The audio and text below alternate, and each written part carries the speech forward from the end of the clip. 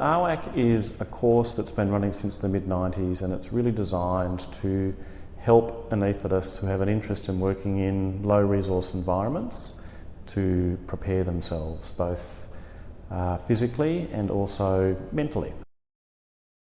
The course is a 5-day course, and we start nuts and bolts with equipment. We simulate stressful environments by taking small groups into theatre, where we teach them how to use draw-over anaesthesia in a clinical environment. And then we move the course from nuts and bolts and mechanics through to much more involved emotional aspects of preparation for working out of your comfort zone. RWAC is the only course that actually has direct patient involvement.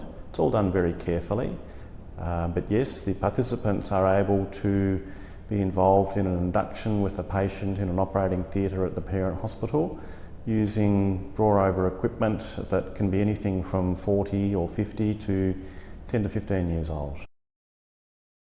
The course originated in Hobart and Launceston, Hayden Pernt and George Merridew, and then the course transitioned to Darwin in 2004, and then Frankston and Christchurch have become involved.